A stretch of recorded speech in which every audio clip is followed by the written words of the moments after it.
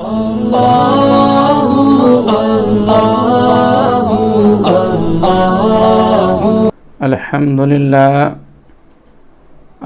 لله كفى وسلام على عباده الذين اصطفى أما بعد أعوذ بالله من الشيطان الرجيم بسم الله الرحمن الرحيم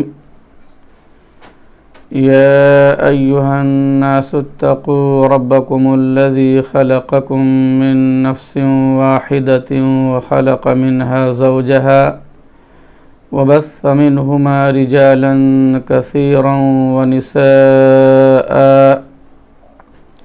واتقوا الله الذي تساءلون به والأرحام إن الله كان عليكم رقيبا صدق الله العلي العظيم وقال النبي صلى الله عليه وسلم يا معشر الشباب من استطاع منكم الباء فليتزوج فإنه أغض للبصر وأحسن للفرج ومن لم يستطع فعليه بالصوم فإنه له وجاء أو كما قال عليه الصلاة والسلام۔ نوجوانان اسلام، ملی اسلامی دینی بھائیوں، الحمدللہ اللہ کا شکر ہے کہ جس مذہب سے ہمارا اور آپ کا رشتہ ہے وہ بالکل فطرت کے قریب ہے اور اس کے احکامات تقریباً نیچرل ہیں۔ کوئی بھی ایسی بات، کوئی بھی ایسا حکم نہیں ہے جو بندوں کے لیے شاق ہے اور مشکل ہے۔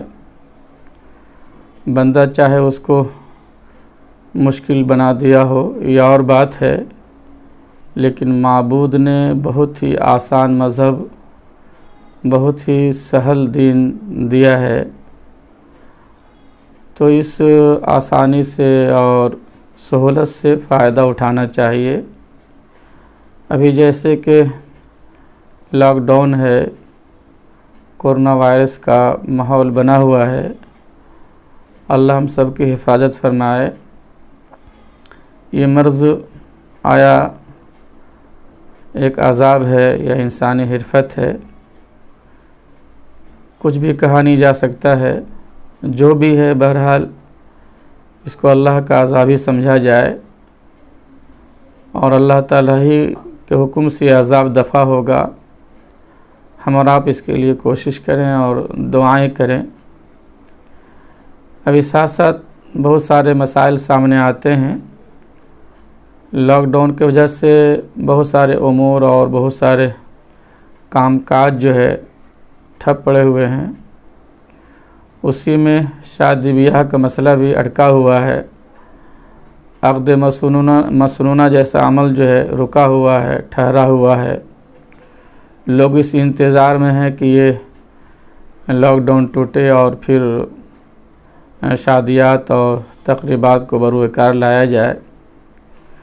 میں یہ کہتا ہوں محترم، لاک ڈاؤن تو انشاءاللہ ٹوٹے گا، حالات معمول پہ انشاءاللہ آئیں گے۔ مشکل کے بعد اور مصیبت کے بعد تو آسانی آتی ہے۔ اذا اشتدت بک البلوى ففکر فی علم نشرح فعسر بین یسرین اذا فکرتہ ففرح۔ انشاءاللہ یہ جو غم کے بادل ہیں چھٹیں گے، یہ جو حالات اور مسائل ہیں انشاءاللہ وہ ہٹیں گے، لیکن وہ کب ہٹیں گے؟ ہو سکتا ہے کچھ دیر بھی ہو۔ اس سے پہلے جو شادی بیاہ کا معاملہ ہے وہ وقت پر کر دیا جائے، اس لیے کہ اسلام میں شادی بہت آسان ہے۔ نیٹ پہ بھی شادی ہوتی ہے، فون کے ذریعے سے بھی ایجاب و قبول ہو جاتا ہے۔ 2 گواہ کی موجودگی میں یہ عمل وجود پاتا ہے تو خاموشی سے اور دو گواہ کی موجودگی میں یہ عمل کیا جائے، اس عمل کو موقوف نہ رکھا جائے، مزید اور لیٹ نہ کیا جائے۔ جن کے جو پروگرام ہیں وقت پر ہو جانا چاہیے۔ نکاح بہت آسان ہے، نکاح بہت آسان ہے۔ اللہ تعالیٰ کا ایک نظام ہے محترم، اس بات کو سمجھیے۔ جن نعمت کی زیادہ ضرورت ہوتی ہے اللہ تعالیٰ اس کو عمومیت بخش دیتے ہیں، اس کو عام فرما دیتے ہیں۔ پانی کی بہت ضرورت ہے، دیکھیے پانی بہت عام ہے۔ ہوا کی بہت ضرورت ہے، دیکھیے ہوا بہت عام ہے۔ ہوا کو اللہ نے خاص نہیں کیا ہے، عام بہا دیا ہے۔ ہوا عام چل رہی ہے، کوئی بھی فائدہ اٹھا سکتا ہے۔ پانی کا دریا بہا دیا ہے، سمندر موجیں مار رہا ہے، ٹھاٹھے مار رہا ہے، دریا تلاطم برپا ہے، چونکہ پانی کی بہت ضرورت ہے۔ تو جن نعمت کی زیادہ ضرورت ہوتی ہے اللہ تعالیٰ اس کو آسان بھی کر دیتے ہیں اور اس کو عام بھی کر دیتے ہیں۔ نکاح کی بھی بہت زیادہ ضرورت ہے، نسل انسانی کی بقا کا ذریعہ ہے۔ نکاح جو ہے اس سے نسل بڑھتی ہے اور بہت سارے فوائد ہیں، بہت سارے منافع ہیں۔ اس سے انسانی وجود کو بقا ملتا ہے، اس لیے نکاح کو اللہ تعالیٰ نے عام کر دیا ہے اور بہت ہی آسان کر دیا ہے۔ دیکھیے دو گواہ کی موجودگی صرف کافی ہے۔ دو گواہ ہوں، لڑکی کی طرف سے ایجاب ہو جائے، لڑکا قبول کر لے، نکاح ہو جاتا ہے۔ ولیمہ یہ سنت ہے، لڑکے والے کو کرنا چاہیے ملاقات کے بعد، لیکن یہ بھی نہیں کہ اس ولیمے میں بہت طول دیا گیا ہے، بہت ہی اس کو لام قاف سے بالکل مزین کیا گیا ہے۔ وہ حسب حیثیت ولیمہ کرنے کا ہے، جس کو اللہ تعالیٰ نے وسعت دی ہے، فراخی بخشی ہے، وہ تو ذوق و احتشام سے بھی کر سکتے ہیں۔ جیسے ایک موقع پہ حضور علیہ السلام نے زینب رضی اللہ تعالیٰ عنہ کا جو نکاح سے ہوا، آپ نے ولیمہ اچھے سے کیا اور بہت سارے اصحاب اور احباب آپ کے اس میں شریک ہوئے، بکرا ذبح ہوا، اور بہت سارے ایسے بھی ولیمے ہوئے جو بہت ہی معمولی اور بہت ہی مختصر کھانے پہ ولیمہ جو ہے وہ بروکار لائے گی۔ مالدہ سے ولیمہ ہوا، سرید سے ولیمہ ہوا، چند گھروں سے کھانا آ گیا، اس کو اجتماعی طور پہ کھا لیا گیا، ایسا بھی ولیمہ ہوا۔ اس سے غریبوں کا راستہ ہموار ہوا۔ غریبوں کے لیے اللہ کے رسول نے یہ راستہ کھول دیا کہ کوئی غریب آدمی ہے اور وہ نکاح کر سکتا ہے، تو پھر وہ چائے پہ، کلچا پہ، معمولی کھانے پہ اپنا ولیمہ کر لے، سنت کا ثواب مل جائے گا، سنت کی برکت مل جائے گی۔ جس کو اللہ نے وسعت دی ہے وہ اچھا سے اچھا ولیمہ کرے، اپنے سارے دوست احباب کو بلائے اور اچھا سے اچھا کھانا کھلائے۔ اس کے بھی گنجائش ہے شریعت میں، کھانا کھلانا ایک اچھا عمل ہے۔ بخل جو ہے وہ معیوب ہے، بخل جو ہے وہ اسلام میں جائز نہیں ہے۔ سخاوت، فیاضی، دریا دلی، ضیافت، مہمان نوازی، یہ تو اسلام چاہتا ہے، یہ تو اسلام اس کی اجازت دیتا ہے۔ لیکن چاہے ولیمہ ہو، لیکن اس میں ہمیں اور آپ کو جو اس کا خیال رکھنا ہے کہ اسراف نہ ہو، تبذیر نہ ہو۔ اسراف سے بچا جائے، تبذیر سے بچا جائے۔ کلام پاک میں دو لفظ کا استعمال ہوا ہے، ایک اسراف کا، کلوا واشربوا ولا تسرفوا انہ لا يحب المسرفین، کھاؤ پیو پر اسراف نہ کرو، مسرف کو اللہ پسند نہیں فرماتے ہیں۔ دوسری ارشاد باری ہے ان المبذرین کانوا اخوان الشیاطین، تبذیر نہ کرو، اس لیے کہ جو مبذر ہیں، جو تبذیر کرنے والے ہیں، وہ شیاطین کے بھائی ہیں۔ تھوڑا سا دونوں میں فرق ہے۔ مبذر جو ہوتے ہیں، جو تبذیر کرنے والے ہوتے ہیں، وہ شیاطین کے بھائی ہوتے ہیں۔ تبذیر تو بالکل حرام ہے۔ مسرف جو ہوتے ہیں، جو اسراف کرنے والے ہوتے ہیں، وہ اس کو اللہ پسند نہیں کرتے ہیں۔ وہ حرام تو نہیں ہے لیکن ناجائز ہے۔ تھوڑا سا فرق اس کو بھی سنتے چلا جائے، سن لیجئے کہ جائز کاموں میں فضول کیا جائے، زائد کاموں میں فضول خرچی سے کام لیا جائے اور کام جائز ہے تو اس کو اسراف سے تعبیر کی جاتی ہے۔ اگر ناجائز کام میں، غلط کام میں اگر وہ فضول خرچی کی جائے تو اس کو تبذیر سے تعبیر کی جاتی ہے۔ تبذیر وہ زیادہ گویا کہ سخت ہے، وہ تو شیاطین کے بھائی کہا گیا ہے۔ اسراف بھی کم نہیں ہے، اللہ پسند نہیں کرتے ہیں مسرف کو۔ تو ہمارا کوئی بھی کام ہو، کوئی بھی عمل ہو، اسراف اور تبذیر سے گویا کہ الگ ہو، نہ اسراف ہو پائے نہ تبذیر ہو پائے۔ تو ہمارا ولیمہ اسی ٹائپ کا ہو، زیادہ اس میں خرچ نہ ہو۔ اور پھر حضور پاک کی حدیث ہے کہ ہر وہ نکاح جس میں کم سے کم خرچ ہو وہ نکاح بابرکت ہوتا ہے اور وہ زیادہ کامیاب ہوتا ہے۔ تو نکاح میں عقد میں ان باتوں کا پورا خیال رکھا جائے۔ دیکھیں، نکاح کے معاملے کو ہم لوگوں نے بہت زیادہ طول دے دیا ہے۔ نکاح کوئی بھی پڑھا سکتا ہے، بہتر تو یہ ہے کہ جو لڑکی کے والد ہیں وہ نکاح پڑھا لے۔ اب سوال یہ پیدا ہوتا ہے کہ وہ کیسے پڑھائیں، خطبہ کہاں سے سب کو یاد ہوتا ہے، مشکل کام ہے۔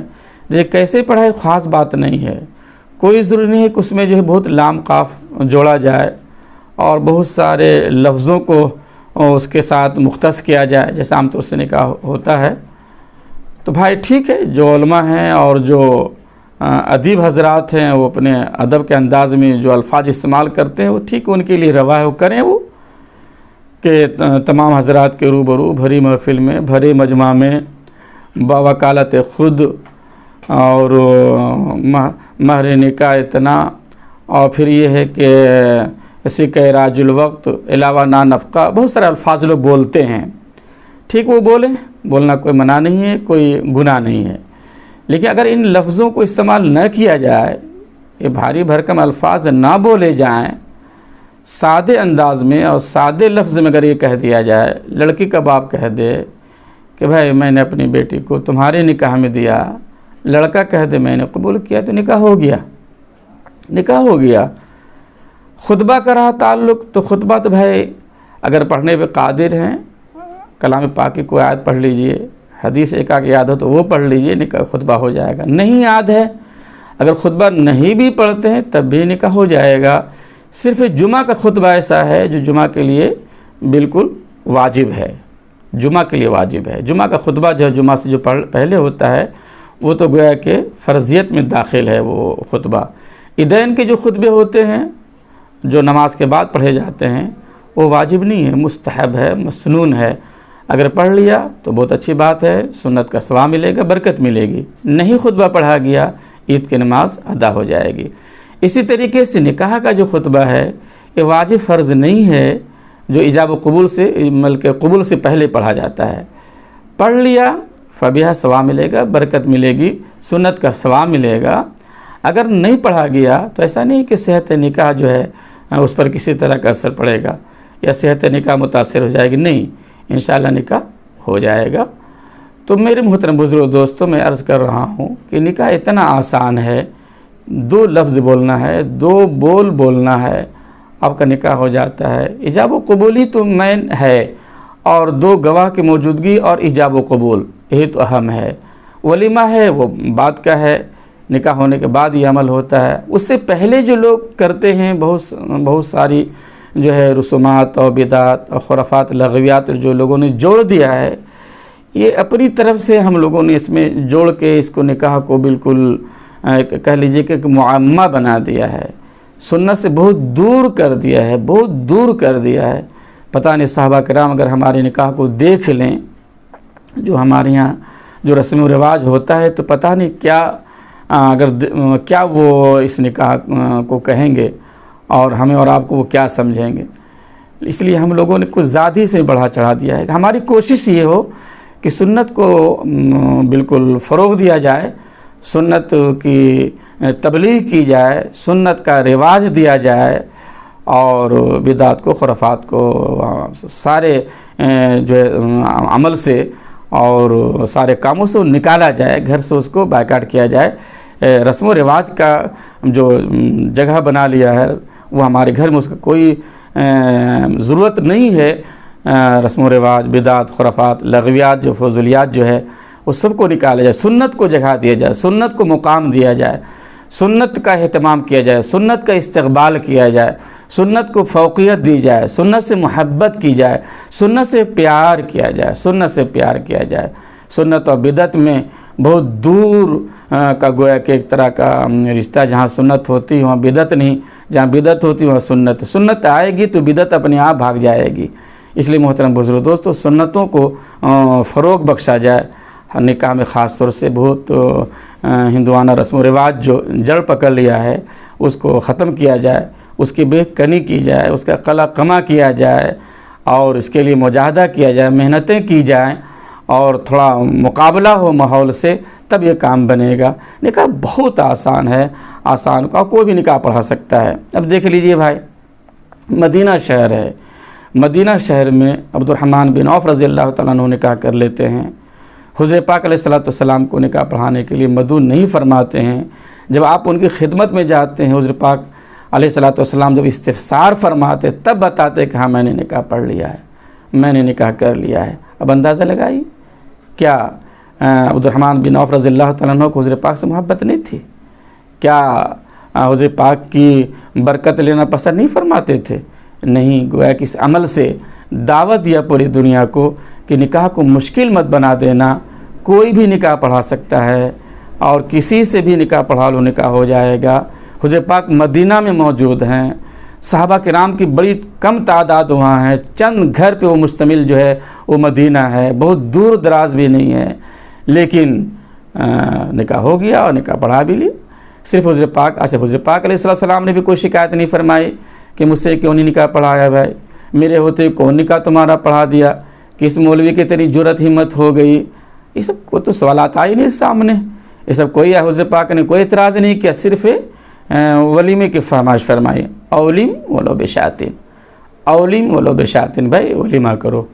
ولیمہ گویا کہ مانگنے کی بھی چیز ہے. پتہ چلا کہ ولیمہ اپنے دوستوں سے مانگ کے کھانا چاہیے، مانگ کے لینا چاہیے کہ بھائی ولیمہ کھلاؤ، بھائی ولیمہ کی دعوت دو. یہ کہنا جائز ہے روا. جابر رضی اللہ تعالیٰ عنہ غزوہ تبوک سے لوٹ رہے ہیں، حضور پاک بھی لوٹ رہے ہیں، راستے ملاقات ہوتی ہے، چلتے ہوئے حضور پاک پوچھ لیتے ہیں جابر تم نے نکاح کر لیا؟ فرماتے جی میں نے نکاح کر لیا. کس سے نکاح کیا؟ صاحبہ سے کیا، باقرہ سے کیا؟ کہتے یا رسول اللہ اب وہ میں نے جو ہے وہ صاحبہ سے کیا ہے. حضور صرف فرماتے ہیں کہ باقرہ سے کیوں نہیں کیا؟ تو جابر رضی اللہ عنہ فرماتے ہیں کہ یا رسول اللہ چونکہ میری بہنیں چھوٹی چھوٹی ہیں اور ان کی ضرورت تھی تربیت کی، ریکھ دیکھ کی، تو میں نے محسوس کیا کہ کوئی صاحبہ سے نکاح کیا جائے. حضور پاک خاموش رہتے ہیں. ایسا نہیں کہ کوئی اعتراض فرماتے ہیں کہ بھائی تمہارا نکاح کسی نے پڑھایا اور تم نے مجھے خبر کیوں نہیں کی، مجھے ہوتے ہوئے آپ نے کس سے نکاح پڑھا لیا. یہ سب باتیں تو سامنے نہیں آئیں. یہ تو ہم لوگوں نے تول دے دیا ہے کہ بھائی فلاں صاحب نکاح پڑھائیں گے، فلاں صاحب جو ہے فلاں جگہ سے آئیں گے، اور ان کا انتظار ہو رہا ہے، سارے لوگ بیٹھے ہوئے ہیں، اور اس ہم لوگوں نے تول دے دیا ہے. نکاح بہت آسان ہے، سہل ہے تو سہل ہی رکھا جائے. جہیز کو تلک سے ایسے کوئی رشتہ نہیں ہے. ساری ذمہ داری جو ہے وہ لڑکے پہ عائد ہوتی ہے کہ وہ جو گھر پہ مہمان آ رہی ہے لڑکی کی شکل میں، بیوی کی شکل میں، اس کے لیے انتظام کرے، اس کے لیے اہتمام کرے، پلنگ لائے، فریج لائے، واشنگ مشین لائے، ان کی ضرورت کا سامان لائے. یہ سب لڑکے بھی ذمہ داری ہے. ہاں لڑکے والا ظاہر سی بات ہے کہ اگر کچھ اپنے ساتھ بھی سامان لاتا ہے یا لڑکی لے آتی ہے وہ ایک الگ بات ہے، لیکن ساری ذمہ داریاں جو ہے وہ لڑکے پہ عائد ہوتی ہیں. لڑکے والے پہ ذمہ داری ہے. ولیمہ کی فکر وہ کرے، اور جو مہمان گھر پہ جو نو مہمان جو بیوی کی شکل میں دلہن کی شکل میں آ رہی ہیں ان کا خیال لڑکے والے رکھیں۔ تو یہ سب نکاح ہمارے یہاں جو سنت طریقے پہ جو نکاح ہے جو مسنون ہے، جیسے صحابہ کرام نے کیا، حضور پاک نے کیا، اس طرح سے نکاح کیا جاتا ہے۔ محترم بزرگ دوستو، یہ لاک ڈاؤن ہے، مسجد میں نکاح ہو تو ٹھیک ہے، گھر میں نکاح کر لیا جائے، کوئی چند محلے والوں کو بلا لی جائے، چند دو احباب کو مدعو کر لیا جائے، نکاح ہمارا ہو جائے گا۔ نکاح کو ہم خواہ جو ہے وہ تاخیر کریں اور آنے والے دن کا انتظار کریں اور پھر ہم باراتی لے جائیں اور دھوم دھام سے کریں گے کہ کوئی ضرورت نہیں ہے، چونکہ ابھی ملت کو، امت کو بہت سخت ضرورت ہے مالی امداد کی۔ آپ اس نیت سے اپنی شادی میں کم خرچ کریں، اللہ نے اگر آپ کو دیا ہے تو امت کو جو ہے اور ملت کو جو ہے اپنا مال پہنچائیں۔ کہیں پر جو ہے وہ لوگ بہت پریشانی کے عالم میں ہیں، آپ کا پیسہ اگر وہاں چلا جائے گا تو کل قیامت میں آپ کے لیے ذخیرہ آخرت ہو جائے گا، آپ کی بخشش کا سامان بن جائے گا۔ اس لیے میرے محترم بزرگ دوستو، چند گزارشات جو اللہ نے میرے ذہن میں ڈالی تھی، میں نے آپ کے سامنے پیش کیا۔ اللہ اس کو قبول فرمائے۔ وآخر دعوانا ان الحمدللہ رب العالمین۔